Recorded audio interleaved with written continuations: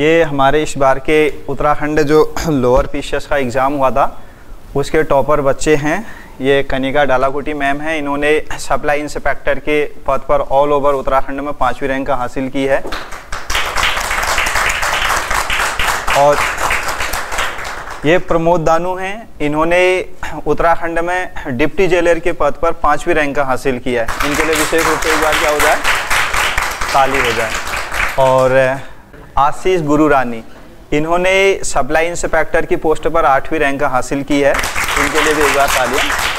पहले इनको हम लोग क्या करेंगे, भुगा से इनको क्या करेंगे, इनको भुगा देंगे और इनका सम्मान करेंगे और फिर उसके बाद आप लोग इनसे बातचीत करेंगे, है ना। ये हमारे इंस्टीट्यूट के इस बार के क्या हैं, स्टार हैं।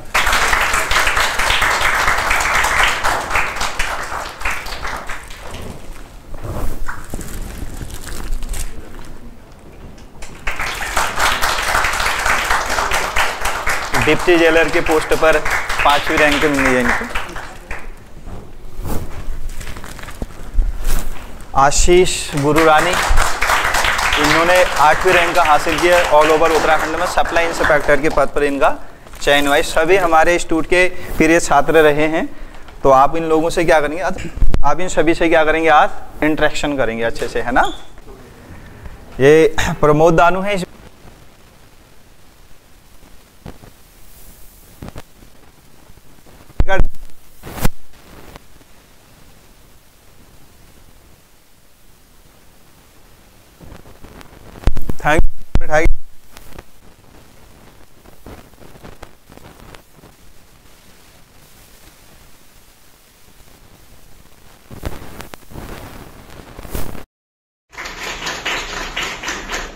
गुड मॉर्निंग आप सभी लोगों को। और सबसे पहले तो मैं सर को धन्यवाद देना चाहूँगा कि उन्होंने मुझे काफ़ी जगह पर, जैसा आप लोग जानते हैं कि पीसीएस के लगभग लोअर पीसीएस अपर पीसीएस में 3 प्री फिर मेंस फिर इंटरव्यू तक काफ़ी लंबी जर्नी होती है। उसमें लगातार गाइड किया और हमें मदद की और काफ़ी लंबा सफ़र रहता है और उसमें लगातार सहयोग बनाए रखा सर ने और उसकी वजह से हमें ये सफलता मिली है। तो सबसे पहले अपने गुरुजनों का, जिन्होंने हमें किसी भी मोमेंट पे, केवल इस पॉइंट की बात नहीं है, शायद आप लोग बचपन से जब भी पढ़ते हैं तो उस समय से लेके अभी तक, अभी आप जर्नी के फाइनल स्टेज में जब आप निकलेंगे तो उससे पहले सभी गुरुजनों का आज दिन भी हमारे माता सरस्वती का है, बसंत पंचमी है। तो सर, सबसे पहले सर को मैं धन्यवाद देना चाहूँगा, इस इंस्टीट्यूट को धन्यवाद देना चाहूँगा जिन्होंने हर उस मोमेंट में सपोर्ट किया जहाँ पर हमें ज़रूरत थी। और साथ ही काफ़ी लंबा समय होता है तो उस दौरान कई बार हम डिमोटिवेट हो जाते हैं। बहुत लंबा सफ़र है। 2017 में मैंने ग्रेजुएशन किया था और उसके बाद लगातार काफ़ी सफ़र, काफ़ी चीज़ें चलती रही और समय लगता है। और उस दौरान खासकर जब आप थोड़ा सा डिप्रेस या थोड़ा सा डाउन फील होते हैं तो उस समय पर लगातार कोई ना कोई आपकी मदद के लिए होता है। तो उस समय पर इंस्टीट्यूट या गुरुजन या वो लोग जो आप पर लगातार भरोसा करते हैं या आपको मोटिवेट करते हैं तो वो बहुत ज़रूरी है। और जीवन में मुझे ये लगता है कि लगातार संघर्ष पर या रास्ते पर बने रहना बहुत ज़रूरी है, ठीक है। तो कभी बहुत बार आप लोग ये समझोगे, कभी हम लोग भी कहते हैं कि बहुत लोग ये कहते हैं कि समाज में ये है, आप या कुछ बन जाओगे, तो वो चीज़ आपको हमें एक्वायर करनी चाहिए या कोशिश करनी चाहिए बनने की, तभी तो फ़ायदा है। तो उसके बाद आप लोगों का, हमें सबको पता है कि एक पॉइंट आएगा जहाँ पर हमारा सिलेक्शन दिखेगा उस पीडीएफ में, होली पीडीएफ टाइप कुछ उसमें दिखेगा, तो वो पॉइंट पर आप जानोगे कि सब चीज़ें ठीक हो गई हैं। तो जब आपको पता है कि सब चीज़ का एक ही छोटा सा रास्ता है तो वो उसमें कोशिश कीजिए और निकलिए। कई बार वो लोग जो कि नहीं करते हैं या उतनी कोशिश नहीं करते हैं तो वो सफल नहीं होते। तो कई बार ऐसी चीज़ें भी आती हैं कि कहा जाएगा कि इतना भी ज़रूरी नहीं है, पर आप लोग देखोगे जिस दिन आपका नाम आएगा और वो रात, जिस दिन रिज़ल्ट आने के बाद तो नींद नहीं आएगी, तो वो खुशी की रात है।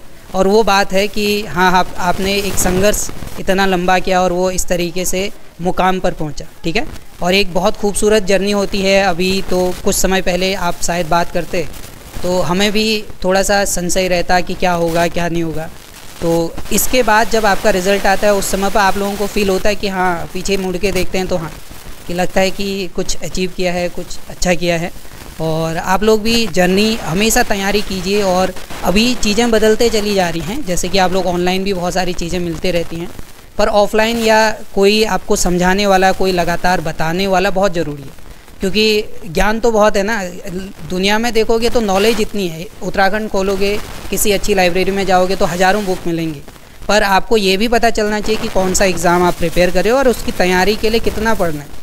अभी ये जानिए कि सबसे पहले तो आपको कितना पढ़ना है से ज़्यादा ज़रूरी है कि क्या छोड़ना है। कोई भी एग्ज़ाम आप प्रिपेयर करते हो तो सबसे पहले आपकी स्ट्रेटजी या आपको ये पता होना चाहिए कि इसकी प्री में इतना आएगा और इतना पढ़ना है, और कुछ स्किप करना बहुत ज़रूरी है। ठीक है, आप लगातार किसी चीज़ को पढ़े और उसके बहुत डीप चले गए, बहुत ज़्यादा चीज़ें पढ़ ली और उससे वो बेकार है। आप लोगों को पहले ये पता होना चाहिए कि वो पढ़िए बाद में, जब आपको अच्छा लगता है, अचीव करने के बाद आपको जो अच्छा लगता है वो कीजिए, लेकिन तब तक आपको कोशिश ये करनी चाहिए कि कैसे आप चीज़ों को समझ सकते हो और कितनी चीज़ें आपको पढ़नी।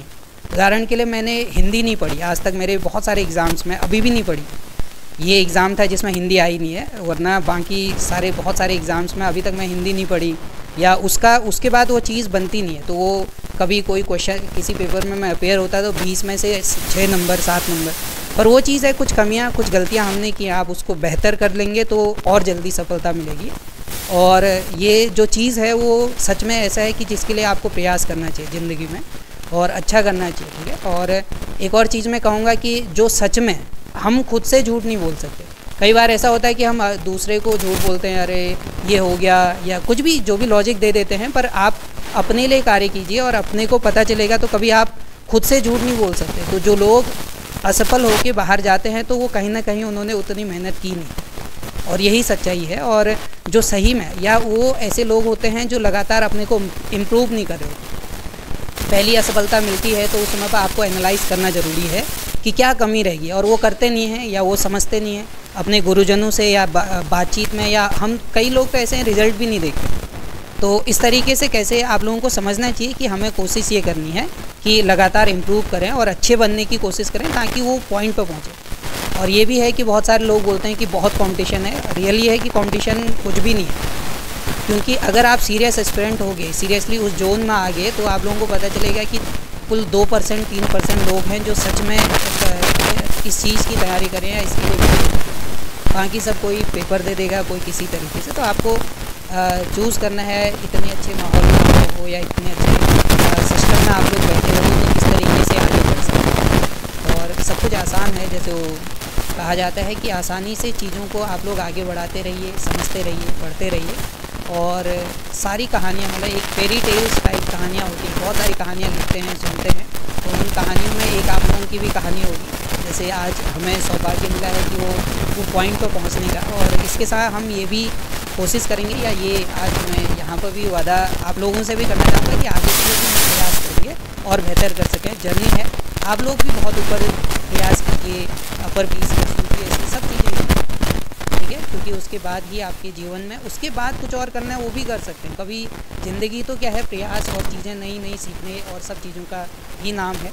अभी आप इस चीज़ को करना चाह रहे हैं, इस चीज़ को एक्वायर करना चाह रहे हैं, सीखना चाह रहे हैं, तो सीखिए, समझिए, इस जीवन को या इस प्रोसेस को जिए, और उसके बाद जब आप वहाँ पर भी जहाँ जाते हो वहाँ से भी और बेहतर मिलता है तो आगे। तो सबसे इसी के साथ मैं कहूँगा कि आप लोग कभी रास्ता जब तक आपका है तब तक छोड़िए मत, और वो रास्ता अंतिम तक आप पहुँच गए हैं तो इसका अर्थ है कि आपने मेहनत नहीं की है। और जितनी जल्दी आप उस चीज़ को समझ जाओगे कि आपने नहीं किया है, और खुद को क्वेश्चन करो।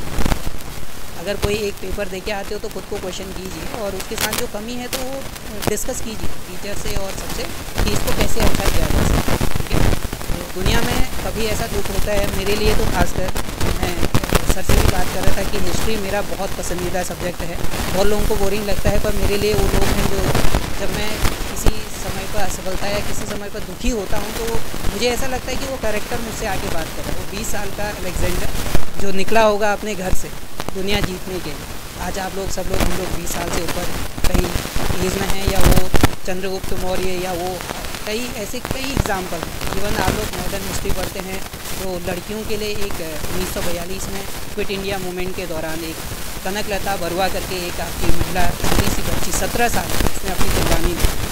तो हमेशा आपके पास एग्जाम्पल मिलेंगे जिन्होंने हार न मान के बहुत अच्छा अचीव किया। तो आप लोगों को भी यही चीज़ देखनी है कि आगे यहाँ पर आपको संघर्ष करना है। ये एक पवित्र यज्ञ है जिसमें आहुति देनी पड़ती है। कई चीज़ें होंगी जो तुम्हें कुर्बान करनी पड़ेंगी, कई चीज़ें छूटती चली जाएंगी, पर अंत में जब आपके सामने वो जब आप उस चीज़ को अचीव कर लोगे तो वो आपको एक मजबूत व्यक्ति और इसके साथ साथ एक शानदार व्यक्तित्व के तौर पर सामने रख देगा। और आगे के लिए फिर आपको जिम्मेदारी तभी मिल सकती है। देखो यहाँ पर जैसे मान लीजिए किसी बड़े पद पर जाना है तो उसको बहुत सारे लोगों के लिए कार्य करना है। तो जब आप अपने को नहीं संभाल सकते या अपने छोटी मोटी परिस्थितियाँ या पढ़ाई नहीं कर सकते, चीज़ों को समझ नहीं सकते, तो वहाँ पर जाके कैसे करोगे। तो हर एग्ज़ाम का कुछ पैटर्न बना हुआ है, तो बहुत सारे लोगों ने सोचा। कई बार ऐसा भी लगता है कि ये तो बस एग्ज़ाम का हर पैटर्न आपका सोच समझ के बनाएगा। क्यों उत्तराखंड की ज्योग्राफी आ रही है, क्यों हिस्ट्री आ रही है, तो वो चीज़ समझिएगा जब आपको आपकी पोस्टिंग होगी किसी ट्राइबल एरिया में, किसी मानेपट्टा में आप हो या किसी जगह पर आप हो, चक्राता में, तो उस समय पर आपको ये समझ आएगा कि हाँ इस चीज़ की नॉलेज होनी ज़रूरी है, क्योंकि मुझे यहाँ पे ज़रूरत है। तो आपको आपकी पढ़ाई में, आपके व्यक्तित्व में वो आना चाहिए कि ये व्यक्ति है जो हाँ इस पद को डिज़र्व करता है, और वो दिन आएगा तो आपके लिए वो पद ही तैनात हो जाएगा और उस दिन आपके लिए आप उस पद पर पहुंच जाओगे। ठीक है, तो इसी के साथ मैं धन्यवाद करता हूं सबका और सभी लोगों को। और कोशिश कीजिए हमेशा, और एक दिन ऐसा आए कि आप सभी लोग उस मुकाम पर पहुँचे जहाँ पर। ठीक है, थैंक यू।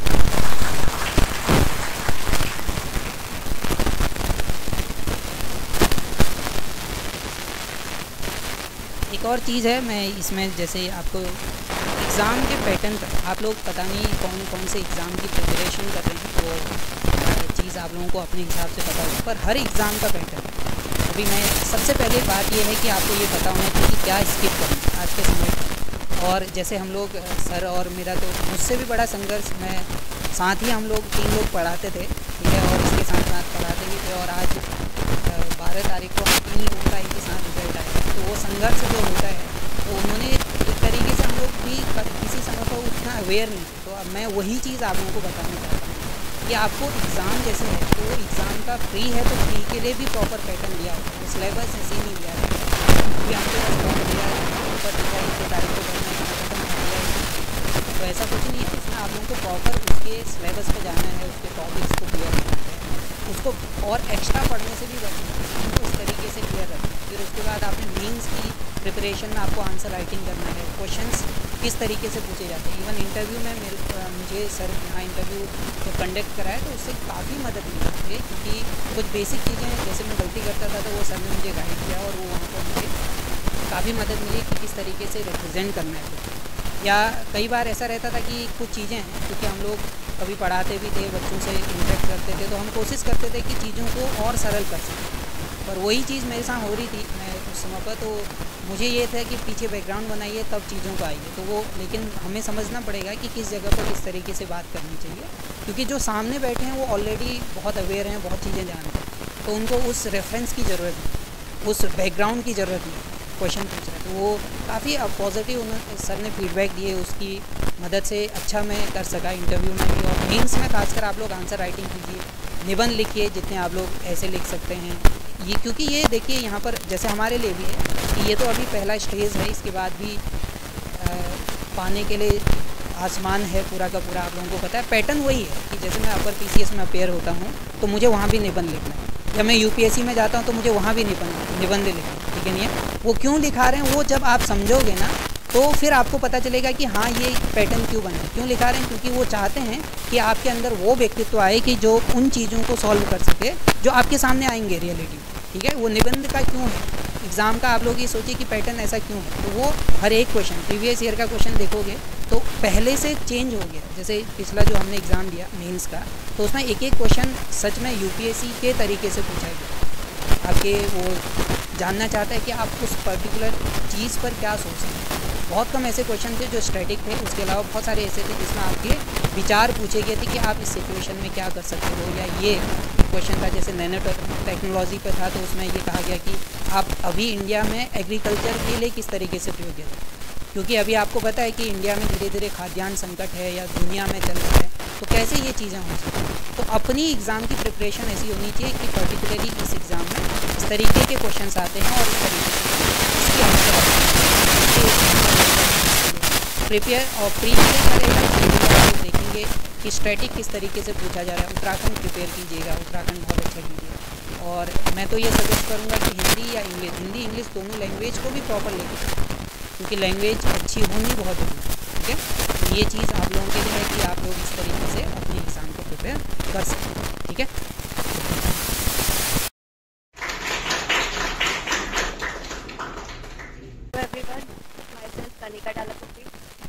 मेरी जर्नी इतनी संघर्ष में नहीं थी, थोड़ी सॉलिड थी और मुझे सर की तरह इतना अच्छा बोलना शायद नहीं आता हो।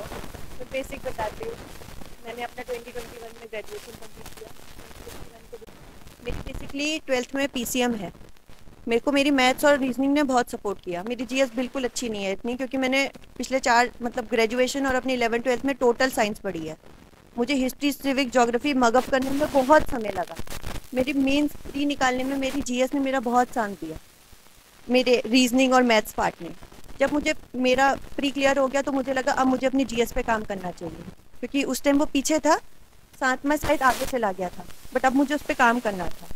तो मुझे इकोनॉमिक्स पे काम करना पड़ा, वो मेरी बहुत खराब, मैंने कभी नहीं पढ़ी। 9, 10, 11, 12 ग्रेजुएशन कभी नहीं पढ़ी। तो मेरे को इकोनॉमिक्स में बहुत काम करना था। इकोनॉमिक्स के लिए इंटरव्यू में भी मैंने बहुत सारी चीज़ें पढ़ी। उस टाइम मतलब इंटरव्यू के टाइम पे मैंने अपना सिलेबस इकोनॉमिक्स का उस दिन कंप्लीट किया था कि अगर उन्होंने पूछ दिया तो मैं क्या बताऊंगी। तो इकोनॉमिक्स मुझे ऐसा लगता था कमज़ोर था मेरा, मैंने उसमें काम किया। हिस्ट्री में मुझे डेट याद नहीं होती है, मैंने उसमें बहुत काम किया। Geography was easy, politics was easy मेरे लिए। बाकी आप लोगों का अपना अपना कुछ हो सकता है ना, बैकग्राउंड की वजह से थोड़ा वेरिएशन आ जाता है। मैं साइंस में बहुत अच्छा कर सकती हूँ, तो मैं ऐसा हमेशा सोचती हूँ कि मैं साइंस की तरफ खींच दूँ ताकि आप मेरे जोन में आ जाए। मेरे जोन में आएंगे तो मेरे से बात करने में क्या तकलीफ है, तो मेरा फील्ड ही वही है। मैं आपको जानबूझ के, अगर इंटरव्यू हो रहा है, मैं जानबूझ के चाहूँगी आप वहाँ घूम के आए। मैं कोई ना कोई ऐसी बात पक्का बोलने की कोशिश करूँगी कि कहीं से मेरी साइंस बीच में आ जाए। जहाँ मेरी साइंस बीच में आ गई वो मेरा ग्राउंड है, बस मिलता एडवांटेज है। मैं क्यों बात करूँ इकोनॉमिक्स की जब मुझे कम आती है? मैं हिस्ट्री की बात क्यों करूँगी बीच में? मुझे नहीं आती वो, पर जो मुझे आता है मैं हमेशा कोशिश करती हूँ कि मैं उस क्षेत्र में ले आऊँ। ये मेरा स्टेटिक है जो मुझे लगा मेरे को हेल्प किया इंटरव्यू में, क्या पता आपको भी हेल्प करे। वैसे मेरे पास इतना टाइम नहीं था, मैंने NCERT पढ़ा हो पूरा। मैं ऐसा बिल्कुल नहीं सजेस्ट करूँगी कि आप भी ना पढ़ें। ट्यूशन भी पढ़ा रही थी, लॉकडाउन का भी काम था, और तो मैं स्टार्टिंग मैंने अपनी लूसेंट से करी थी। लूसेंट ने मुझे मतलब कुछ क्रिप्स आंसर देने में बहुत हेल्प की। बाद में जब मुझे टाइम मिलने लगा तो मैं NCERT की तरफ गई, बट स्टार्टिंग अगर मैं बताऊं अपना बेसिक तो मैंने लूसेंट से पढ़ाई की थी, और उसने मेरे को एक ओवरव्यू दिया था कि क्या क्या है। मॉडर्न हिस्ट्री मैंने डायरेक्ट स्पेक्ट्रम नहीं पढ़ी थी, वो बहुत बड़ी है, मन भी नहीं लगता। बट जब मुझे एक छोटी कहानी पता थी ऐसा ऐसा होगा एक छोटे छोटे पार्ट्स में, फिर उसको इलेबोरेट पढ़ने में आपको दिक्कत नहीं होगी। तो अगर आपको ऐसा लगता है कि आप छोटी कहानी के बाद बड़ी पढ़ सकते हो तो प्लीज़ वैसा कीजिए, आपको हेल्प हो सकती है। करंट अफेयर की नोट्स प्रिपेयर नहीं करी? नहीं। करंट अफेयर के लिए ऑनलाइन रोज सुबह आता है, 20 मिनट की वीडियोस आ जाती है, चलते फिरते मॉर्निंग वॉक के टाइम सुन लिया। कितने लोग नोट डाउन भी करते हैं। मैं सोचती थी शाम को एक बार सेम वीडियो देख लूँ। और करंट अफेयर 1 हफ्ता का लगा दिया, हफ्ते के बाद में भी लगाना पड़ेगा, भूल जाते हैं। 2 हफ्ते के बाद भी एक बार देखना पड़ेगा। कोई इतना अंतर्यामी नहीं है कि आपने एक बार पढ़ लिया याद हो गया। वो ABCD थोड़ी है, तो बदलती रह रही है। आज कोई और अध्यक्ष है, कल कोई और अध्यक्ष है, तो वो तो रिपीट करना है। मुझे ऐसा लगता था जो मुझे एक बार सुबह सुन लिया, एक बार शाम सुन लिया, उतने में मुझे याद हो जाता है। थोड़ा ऐसा लगता है मैं कर लेती हूँ। तो अगर किसी को लगता है उसको नोट डाउन की ज़रूरत है, नोट डाउन कीजिए, कोई दिक्कत की बात नहीं है। मेरे पास समय ये होता था, मैं पोस्ट ऑफिस जाती हूँ तो रोज़ बस से 1.5 घंटा ट्रैवल करती हूँ, जाने में 1.5 घंटा, आने में। तो उस दौरान मैं बस करंट अफेयर सुनती हूँ, तो वो जाने आने में ही मेरा करंट अफेयर कंप्लीट हो गया था। तो मुझे पर्सनली ज़रूरत नहीं पड़ी थी इसकी, क्योंकि मैं सोचती थी यूटिलाइज़ करूँ उस समय को। थोड़ा टेंशन भी था, स्ट्रेस था कि लोग पढ़ रहे हैं और मैं रोज़ जा रही हूँ, तो उस 1.5 घंटे को यूटिलाइज़ करने के प्रेशर ने मुझे वो सब याद करा दिया। नहीं, टेस्ट सीरीज़ तो देनी पड़ेगी। हम 12th में लिखते हैं लास्ट, ग्रेजुएशन में भी 6 महीने के बाद लिखते हैं। 6 महीने में जो सेमेस्टर करता है, जो ईयरली है वो बाद में। बट आपको आदत नहीं होती उतने सारे नए क्वेश्चंस की 3 घंटे में लगाने की, वो तो लिखने पड़ेंगे। कितनी बार ऐसा होगा स्टार्टिंग में छूट जाएंगे, बाद में ऐसा लगेगा कि नहीं हो रहा है, कितनी बार हाथ छटकाओगे, कितनी बार पेन फेंकोगे, कितनी बार छूटेगा, बट वो देने पड़ेंगे।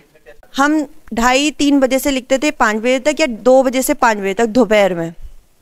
नींद भी आती थी, खाना खा के आते थे, लेकिन लिखना है वो, बिना उनको लिखे नहीं होगा। कुछ सीखोगे आप, राइटिंग भी इम्प्रूव होगी। पहले पहले गंदा गंदा लिखोगे कंप्लीट करने के चक्कर से, बाद में अच्छा होगा, इम्प्रूव होगा, पक्का होगा।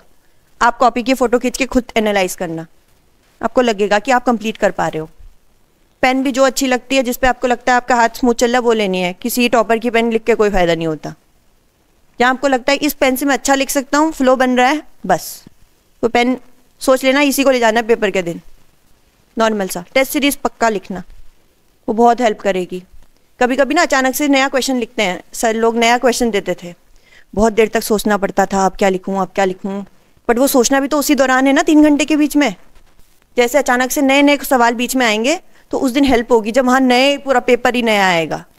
कुछ चीज़ें रिपीट होती हैं, क्योंकि एक इंसान कितना सोच लेगा, दायरा है एक, बट वहाँ जिस दिन आपको 25 या 30 के नए क्वेश्चन मिलेंगे, उस दिन आपको टैकल करना आ जाएगा। आप स्ट्रेस में नहीं आओगे, स्ट्रेस में नहीं आओगे तो अच्छे आंसर लिखोगे ऑटोमेटिकली। तो स्ट्रेस घर में झेल लेना पहले, जाने से पहले 1-2 बार, 5-7 बार, 10-15 बार हमारी तरह आओगे, 20-25 बार तो बहुत अच्छा है। टाइम है तो आइएगा, और दोपहर शाम दिन नहीं होता, लिखना है तो आना पड़ेगा। हम दोपहर 2 से 5 लिखते थे, दोपहर में आती थी मैं पैदल अपने घर से यहाँ छाता लेकर। उस दिन लगता था क्यों कर रहे हैं इतनी मेहनत, आज बहुत अच्छा लग रहा है कि आए थे। तो ये कुछ फैक्ट है जो उसमें मेरी जर्नी के दौरान हेल्प हुए। जैसे बोर्ड एग्जाम के पॉइंट्स में आंसर, हम लोग इंग्लिश मीडियम वाले हैं तो पॉइंट्स में आंसर लिखना सिखाते हैं, वो आदत है हमारी।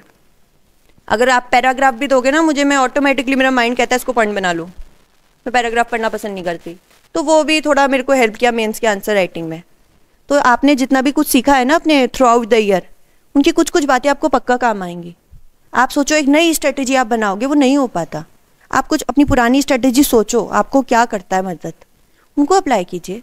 कोई नहीं कहता आपको एक नया पूरा सेटअप चेंज करना है, नहीं करना है सेटअप चेंज। आपको जिसमें कंफर्टेबल है, आपका जो अपना जोन है, उसमें रह के पढ़ाई कीजिए, बट मेहनत पक्का करनी पड़ेगी। उसके लिए कोई शॉर्टकट नहीं है। रात की नींद भी हराम करनी पड़ेगी और सुबह की भी, तो उसके लिए तैयार रहिए। बांध लीजिए गांठ कि आप पढ़ना है तो उम्र बर्बाद करनी है, वरना कुछ और करना है। Thank you.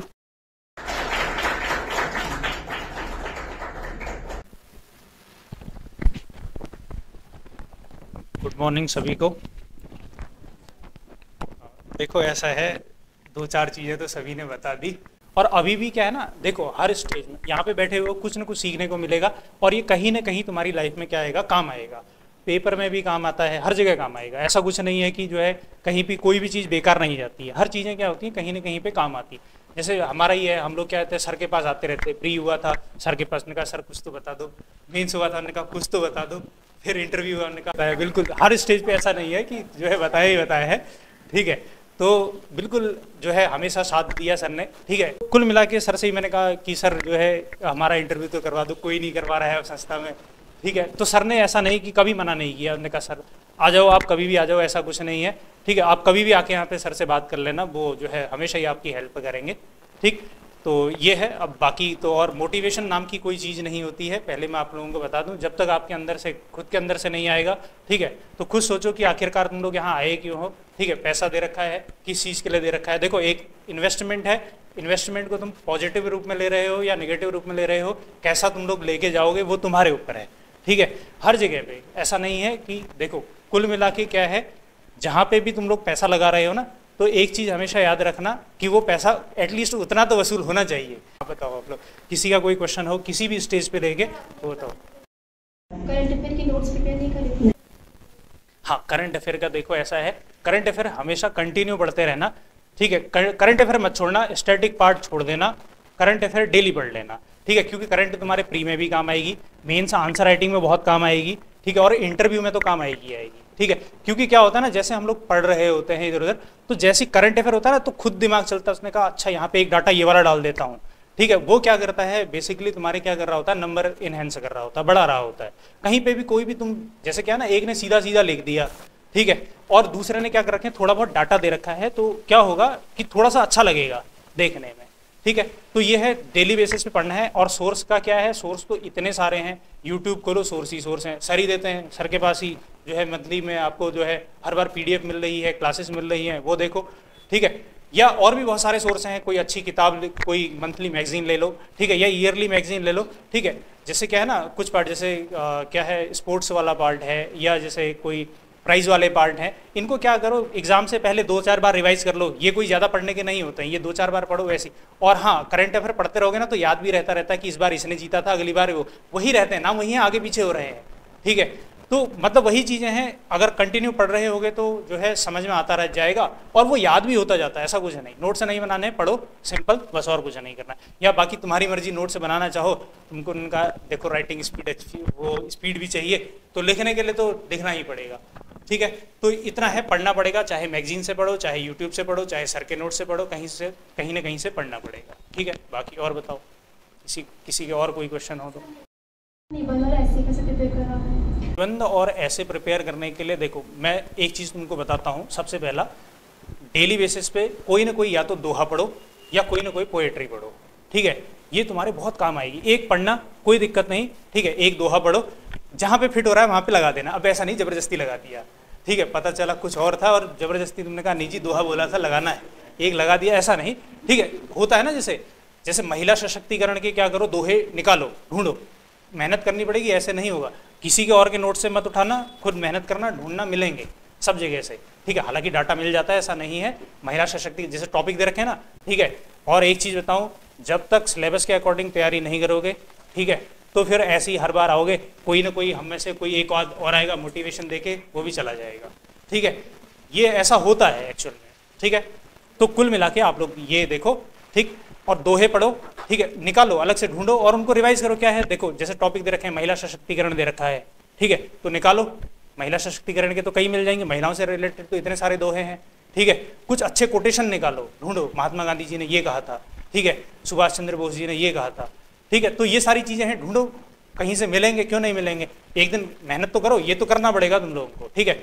और बाकी जैसे जितने टॉपिक दे रखे हैं, आपदा से संबंधित कुछ निकालो, कहीं से अच्छी लाइन मिल रही है किसी की, ठीक है, किसी पोएट की अच्छी लाइन मिल रही है, ठीक है। मतलब हर जगह देखो, जहाँ भी तुम लोग देखोगे ना, हर जगह तुम लोगों को क्या मिल रहा है, नॉलेज हर जगह बढ़ रही है। वही वाला है, आपने देखा होगा 3 इडियट में कहता ना, उन्होंने कहा जहाँ देखो ज्ञान बढ़ रहा है, जहाँ से बटोर सको बटोर, जो भी मिल रहा है। मैं तो मूवी भी देखता था, मेरे को अगर कोई अच्छी लाइन मिलती थी तो मैं वो भी लिख लेता था। मैंने कहा पहले मूवी रोको, पहले ये लाइन लिख लेते हैं, ठीक है। हाँ, और देखो फुल मजे में तैयारी करनी है, ऐसा नहीं स्ट्रेस लेके नहीं। एक दिन बढ़िया निकालो, संडे निकालो, सैटरडे निकालो, बढ़िया मूवी देखो, ठीक है, आराम से टाइम पास करो, ठीक है, बढ़िया। और मतलब दोस्तों को भी टाइम दो, ऐसा टाइम पास नहीं तुमने कहा निकल ही लेते हैं हम कहीं को, ऐसा नहीं, ठीक है।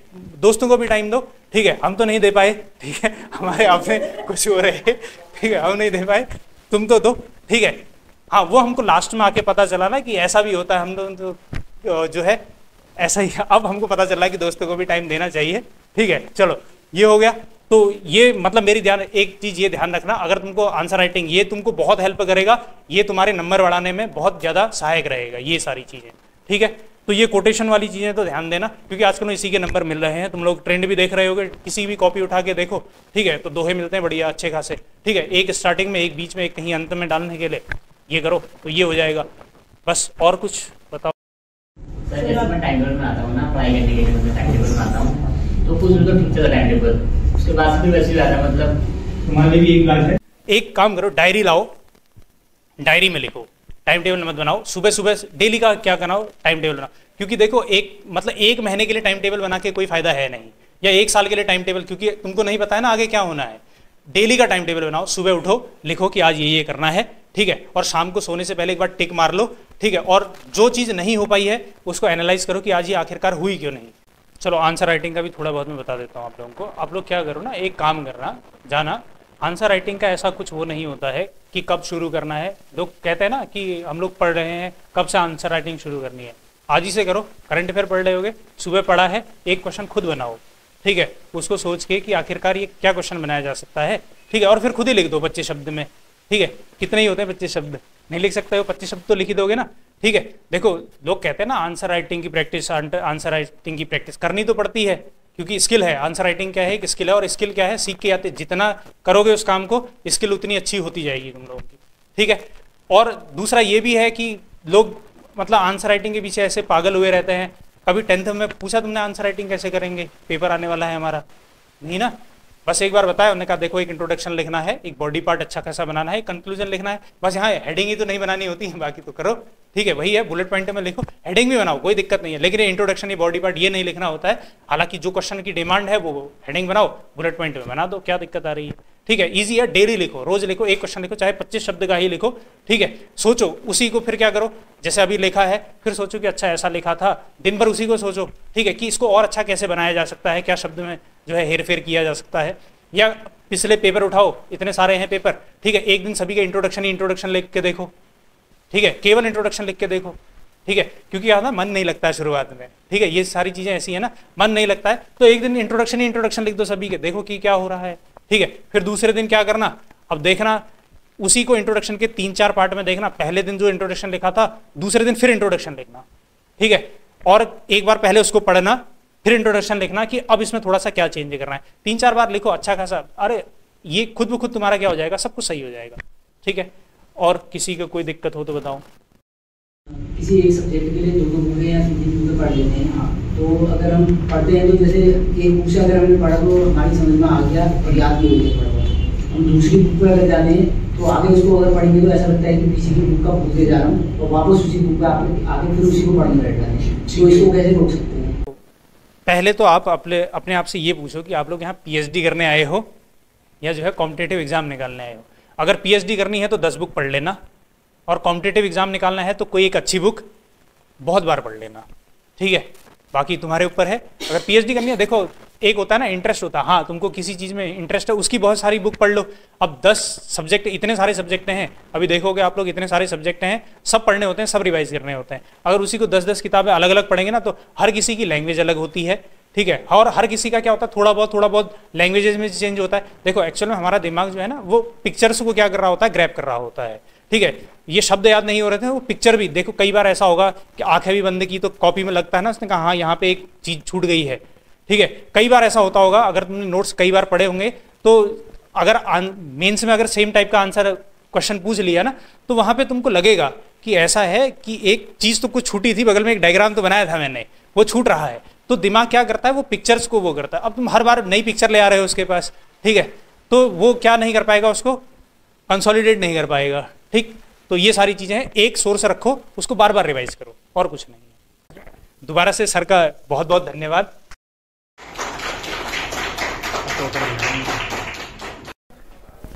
आशीष गुरुरानी उत्तराखंड लोअर फिशर्स को इन्होंने अभी सप्लाई इंस्पेक्टर के पोस्ट पर 8वीं रैंक हासिल किया। सर्वोदय आईएएस आपके हमेशा उज्जवल भविष्य की कामना करता है, आप हमेशा ऊंचाइयों को छूते रहें।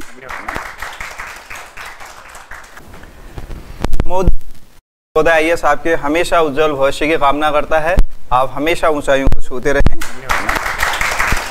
कनिका डालाकोटी, इन्होंने सप्लाई इंस्पेक्टर में ऑल ओवर उत्तराखंड में 5वीं रैंक प्राप्त की है, और सर्वोदय आईएएस आपके हमेशा उज्जवल भविष्य की कामना करता है, आप हमेशा ऊंचाइयों को छूते रहें।